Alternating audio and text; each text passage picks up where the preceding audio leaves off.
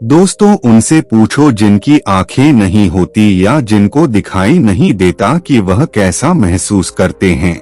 आप सोच भी नहीं सकते हैं, और आपको भगवान ने आंखें दी है। जिनको आप खराब कर रहे हैं, उनका ध्यान नहीं रख रहे हैं। आजकल छोटे छोटे बच्चों को भी चश्मा लग जाता है। दोस्तों, इस संसार का सुंदर नजारा हम अपनी आंखों से ही देख सकते हैं। अगर हमारी आंखों की रोशनी हमसे छिन जाएगी तो हम कुछ भी नहीं देख पाएंगे। यह दुनिया हमारे लिए बेरंग हो जाएगी। इसीलिए अगर किसी की आंखों की रोशनी कम होने लगी है, या जिसको बचपन में ही चश्मा लग गया है, वह इस कहानी को ध्यान से सुने और अपने परिवारजनों को भी इसके बारे में बताएं। इस कहानी में आपको एक ऐसे चूर्ण के बारे में बताएंगे जिसका उपयोग करने से आपकी आंखों की रोशनी कुछ ही हफ्तों में वापस लौट आएगी, और जिनको चश्मा लग गया है उनका चश्मा भी हट जाएगा। तो आपसे मेरा निवेदन है कि इस कहानी में अंत तक जरूर बने रहना।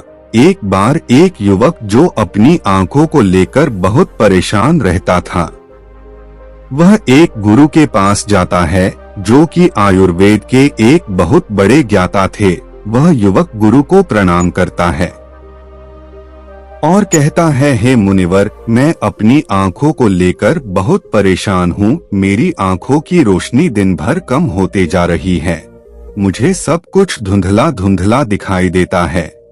कई बार तो मेरी आंखों में बहुत ज्यादा दर्द और जलन होता है, और बहुत ज्यादा आंसू भी निकलते हैं। गुरुदेव, मेरी आंखें समय से पहले ही मेरा साथ छोड़ रही है।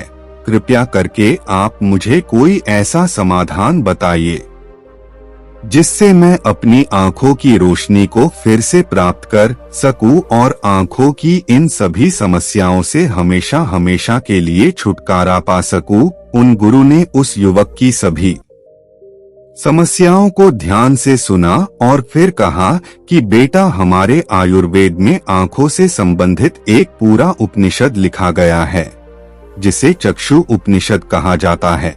इसके अलावा हमारे महर्षि वाग भट्ट ने आंखों के इलाज से संबंधित कहीं उपाय बताए हैं, कहीं नियम बताए हैं, जिसमें कुछ प्रमुख नियमों के बारे में आज मैं तुम्हें बताता हूँ। और इसके साथ ही आज मैं तुम्हें एक ऐसे चूर्ण के बारे में बताऊंगा जिसका 15 दिन उपयोग करने से ही आपकी आंखों की ज्योति जो है वह वापस लौट आएगी, और साथ में ही इन नियमों का पालन करने से सिर्फ कुछ ही हफ्तों में आपकी आंखों की रोशनी में एक आश्चर्यचकित परिवर्तन होगा। आप खुद देखेंगे कि आपकी आंखों की रोशनी वापस लौट आएगी और आपको पहले से अधिक स्पष्ट दिखाई देगा। और अगर तुम लंबे समय तक इस चूर्ण का उपयोग करते हो और इन नियमों का पालन करते हो तो तुम्हारी आंखों की सभी समस्याएं, सभी बीमारियां जड़ से खत्म हो जाएंगी और तुम्हारी आंखें हमेशा के लिए स्वस्थ और दृष्टिपूर्ण बनी रहेगी। फिर गुरु उस युवक से कहते हैं कि बेटा, सबसे पहले इन नियमों के बारे में जानते हैं, इसके बाद मैं तुम्हें उस चूर्ण के बारे में, उस चूर्ण की विधि के बारे में बताऊंगा और यह भी बताऊंगा कि तुम्हें उसे किस तरह से प्रयोग करना है। फिर गुरु उस युवक से कहते हैं कि बेटा, अब तुम इन नियमों को ध्यान से सुनो। आंखों के उपचार के लिए आयुर्वेद का पहला नियम है, सुबह उठते ही बिना कुल्ला किए अपने मुंह की लार को आंखों पर लगाना है। तुम जैसे ही सुबह बिस्तर से उठते हो तो बिस्तर पर बैठे हुए ही अपने मुंह की लार को अप अंगुली में लो और उसे अपनी आंखों की कोर में काजल की तरह लगाओ। यह बहुत ही रामबाण इलाज है आंखों की सभी समस्याओं का। असल में हमारी लार में वह सभी तत्व पाए जाते हैं जो मिट्टी में होते हैं, और जब हम सुबह की लार को आंखों में लगाते हैं तो वह सभी पोषक तत्व हमारी आंखों को मिलने लगते हैं जो इसे स्वस्थ बनाए रखने के लिए बहुत जरूरी है। आंखों को हमेशा स्वस्थ बनाए रखने के लिए आयुर्वेद का दूसरा नियम है, मुंह में पानी भरकर आंखों में धीरे धीरे छींटे मारना। तुम जब रोज सुबह अपनी आँखों को धोते हो तो उसे ऐसे ही मत धो, बल्कि उससे पहले अपने मुंह में पानी भरो, फिर अपनी आँखों पर कम से कम 20 छींटे मारो। छींटे इतनी तेजी से ना मारो कि आपकी आँखों में दर्द होने लगे, वह लाल ना हो जाए। हमें बस इतनी तेजी से छींटे मारने हैं ताकि पानी आपकी आँखों के अंदर चला जाए। जब आप आँखों में छींटे मारते हैं तो अंदर की छोटी से छोटी गंदगी भी पानी के साथ भरकर निकल जाती है और आंखें साफ हो जाती है। और मुंह में पानी भरने का कारण यह है कि जब हम आंखों में छींटे मारते हैं तो आंखों का कचरा जो है वह मुंह के रास्ते से ना जाकर सीधे आंखों से ही पानी के साथ बाहर निकल आए, क्योंकि आंखों की कहीं बीमारियां सिर्फ आंखों में धूल मिट्टी जाने के कारण या कचरा जाने के कारण पैदा होती है। और जब यह सब कचरा साफ होगा तो हमारी आंखें भी स्वस्थ होगी। फिर गुरु उस युवक को तीसरा नियम बताते हुए कहते हैं कि बेटा, सूर्य देव को देखना है। हर दिन लगभग 5 मिनट के लिए सूर्य देव को देखना है, लेकिन दोपहर में या तेज धूप में नहीं, सिर्फ उगने से 1 घंटे के अंदर अंदर या फिर सूर्यास्त होने के 1 घंटे पहले। सबसे ज्यादा अच्छा तो यह होगा कि तुम सूर्य देव के उगने या अस्त होने के समय उनके दर्शन करो, और जब जरूरत महसूस हो तो पलके झटका भी सकते हो। शुरू में इसे 1 मिनट के साथ शुरू करो और धीरे धीरे इसे 5 मिनट तक लेकर जाओ। सूर्य दर्शन के समय सूर्य की किरणें हमारी आंखों में अवशोषित होती है और हमारी आंखों को ठीक करती है। अंत में अपनी दोनों हाथों को रगड़कर उसे अपनी आंखों के ऊपर रख लो, लेकिन इस बात का ध्यान रखना कि आपको अपनी आंखों के ऊपर रखना है, उनके दबाना नहीं है। ऐसा करने से आंखों को आराम मिलता है। चक्षु उपनिषद में सूर्य देव को आंखों का वेद कहा गया है। फिर गुरु उस युवक को अगला नियम बताते हुए कहते हैं कि आंखों का व्यायाम करो। आप इसे किसी भी समय कर सकते हैं, लेकिन सुबह और सोने के पहले करने से यह ज्यादा फायदा देता है। इसके लिए सबसे पहले तो अपनी आंखों को 10 बार ऊपर नीचे करो, 10 बार ऊपर करो और 10 बार नीचे करो। जितना हो सके उतना ऊपर करो और जितना हो सके उतना ही नीचे कर लो, लेकिन इस बात का ध्यान रखना है कि आंखों के साथ सर नहीं घूमना चाहिए। सर स्थिर होना चाहिए, सिर्फ और सिर्फ आपकी आंखें घूमनी चाहिए। आंखों को ऊपर नीचे करने के बाद आंखों को 10 बार बाईं ओर और 10 बार दाईं ओर लेकर जाओ। इसके बाद 10 बार आंखों को ऊपर कोने की ओर और 10 बार आंखों को निचले कोने की ओर लेकर जाओ। इसके बाद आंखों को गोल गोल घुमाते हुए एक वृत्ताकार आकृति बनाने का प्रयास करो। आंखों को 10 बार दाहिनी और गोल गोल घुमाएं और 10 बार बाईं ओर गोल गोल घुमाएं। फिर सबसे जरूरी व्यायाम, अपने हाथ के अंगूठे को अपनी दोनों आंखों के बीच में रखो और अपने नाखून के हिस्से को देखो और बिना ध्यान हटाए धीरे धीरे अपने अंगूठे को दूर लेकर जाओ। इस दौरान आपका पूरा ध्यान अंगूठे के नाखून पर होना चाहिए। जैसे ही अंगूठा दूर जाए तो सारा ध्यान अंगूठे से हटाकर उसके पीछे वाली चीज पर लगाओ। फिर वापस अंगूठे के नाखून पर ध्यान केंद्रित करो और फिर उसे धीरे धीरे अपने नाक के पास लो। इस प्रक्रिया को तुम्हें 10 बार दोहराना है और फिर इसके बाद अपने दोनों हथेलियों को रगड़कर अपनी दोनों आंखों को ढक लेना है और आंखों को आराम देना है। दरअसल हमारी आंखों के आसपास बहुत सारी मांसपेशियां होती है जो हमारी आंखों को चलाती है, उन्हें नियंत्रित करती है। बिना व्यायाम के यह मांसपेशियां कमजोर पड़ जाती है, लेकिन इस व्यायाम को करने से तुम्हारी आंखों की मांसपेशियां मजबूत होती हैं और वह अपनी कोई भी ताकत दोबारा हासिल कर सकती है। फिर गुरु अगला नियम बताते हुए कहते हैं कि शरीर को साफ रखो, क्योंकि शरीर साफ तो बीमारियां साफ। आयुर्वेद के नियम के अनुसार यदि हमारा शरीर भीतर से साफ है तो हमें कोई बीमारी नहीं हो सकती है। अगर हमारी आंत साफ है और उनमें कोई भी पुराना भोजन जमा नहीं हुआ है तो हमारा पेट सुबह एक बार में ही साफ हो जाता है। हमें कब्ज की समस्या कभी नहीं होती है। तो हमारा हर एक अंग स्वस्थ रहेगा और हमारी आंखें भी स्वस्थ रहेगी। अपने शरीर को अंदर से स्वस्थ रखने के लिए तुम्हें रोज 16 घंटे का उपवास या फिर एक दिन 24 घंटे का उपवास करना चाहिए। फिर गुरु उसे आगे बताते हुए कहते हैं कि बेटा अपनी आंखों को त्रिफला के जल से धो लो। त्रिफला एक बहुत ही प्रसिद्ध आयुर्वेदिक औषधि है। महान ऋषि वाघ भट्ट ने त्रिफला को इंसानी शरीर के लिए अमृत तुल्य बताया है।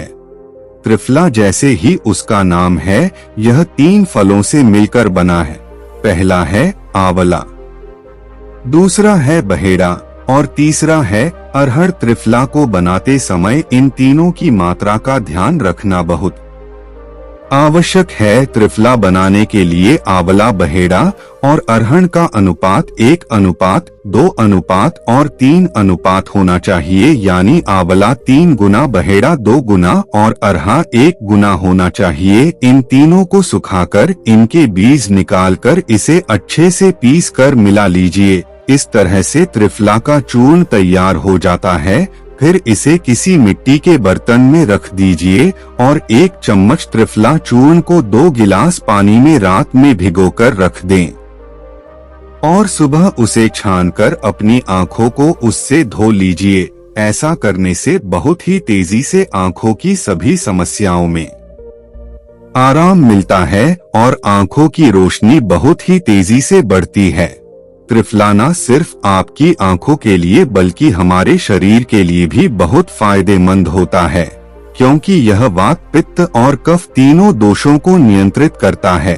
शरीर को साफ करने के लिए त्रिफला को 2 तरीके से लिया जा सकता है, एक रात को और दूसरा सुबह। अगर आप त्रिफला सुबह लेते हैं तो गुड़ या शहद के साथ लो और यदि आप त्रिफला को रात में लेते हैं तो दूध के साथ या फिर गर्म पानी के साथ इसे ले सकते हैं। रात में दूध या गर्म पानी के साथ जो त्रिफला खाया जाता है वह हमारे शरीर को साफ करने का काम करता है, गंदगी बाहर निकालता है। और सुबह जो गुड़ या शहद के साथ त्रिफला खाया जाता है यह पोषक तत्व का काम करता है, यानी कि पोषक तत्व प्रदान करता है।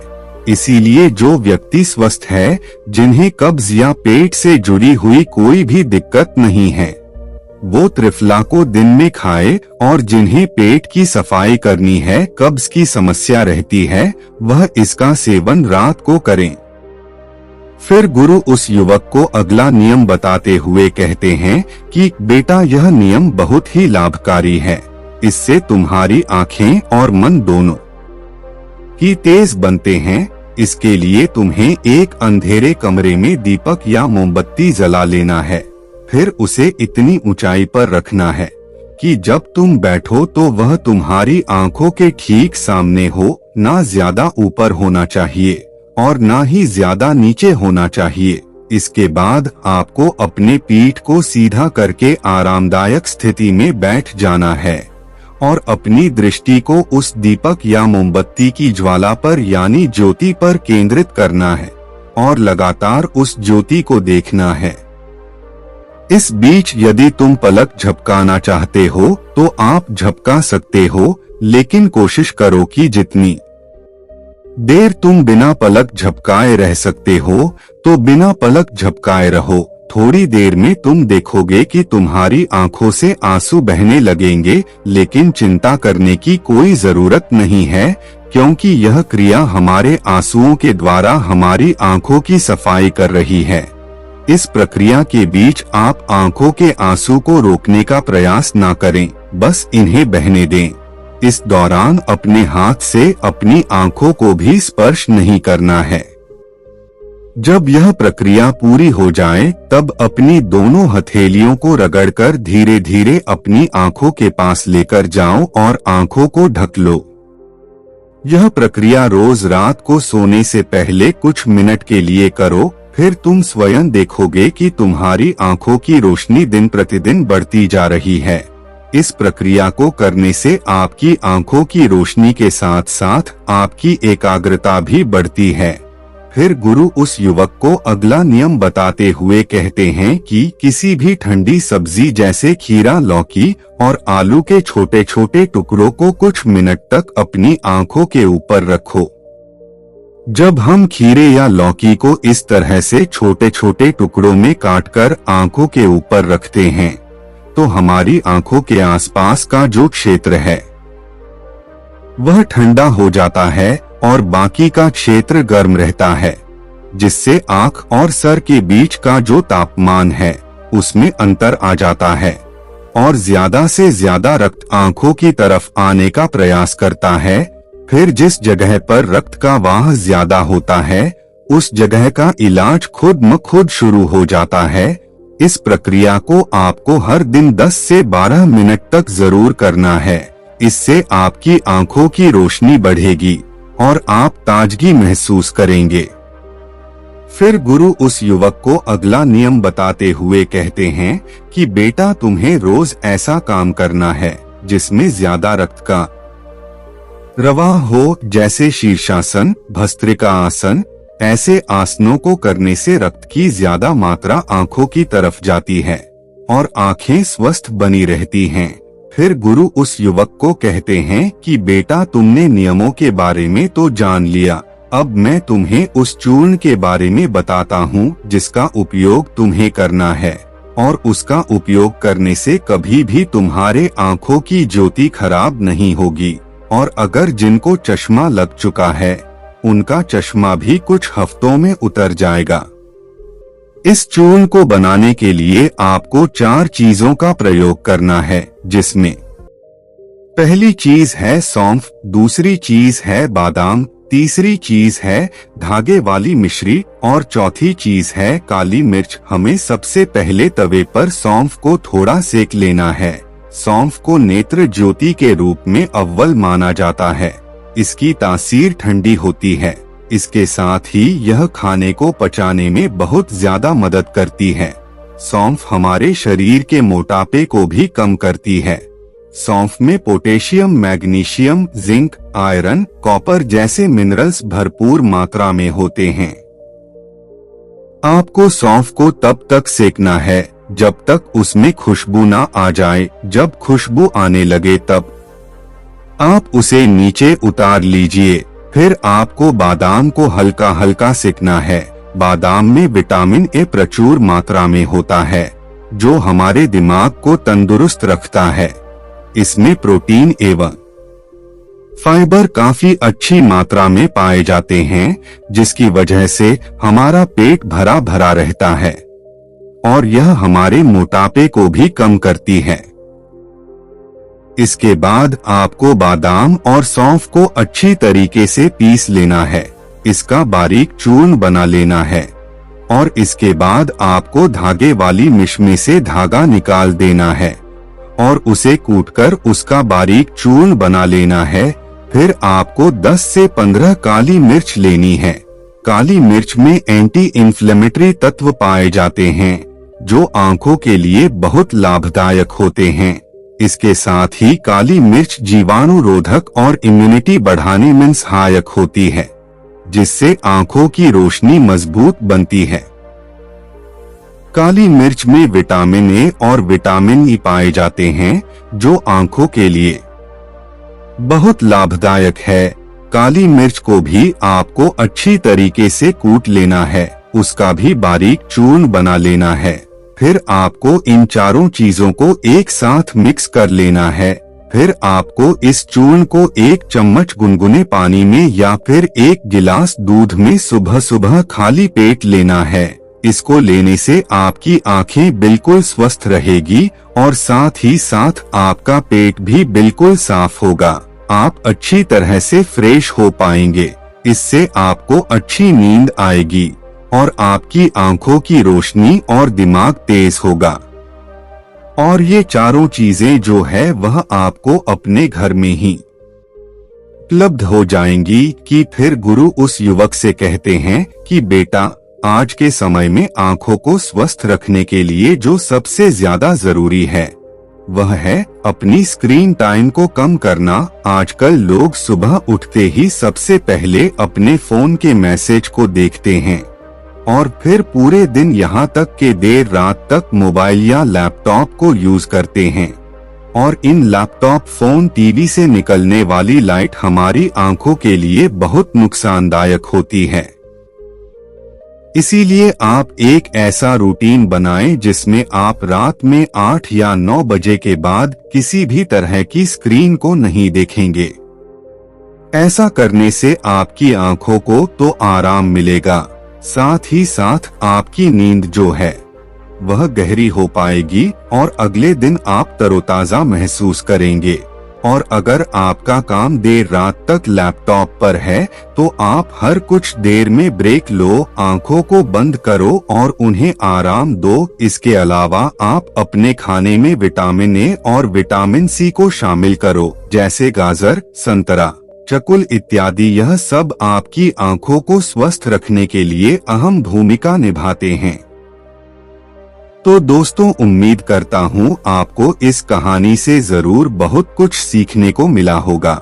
यह कहानी आपको कैसी लगी हमें कमेंट बॉक्स में कमेंट करके जरूर बताएं और इस वीडियो को लाइक भी जरूर करें और साथ ही इस वीडियो को अपने दोस्तों के साथ जरूर शेयर करें ताकि उन्हें भी इस कहानी से कुछ सीखने को मिल सके। ऐसी ही प्रेरणादायक और बुद्धा स्टोरी सुनने के लिए हमारे चैनल को सब्सक्राइब करके बेल आइकन को जरूर दबा दें ताकि आने वाली अगली वीडियो की नोटिफिकेशन आपको मिल सके। इस वीडियो में बस इतना ही, मिलते हैं अगली वीडियो में। तब तक के लिए अपना ख्याल रखना। धन्यवाद।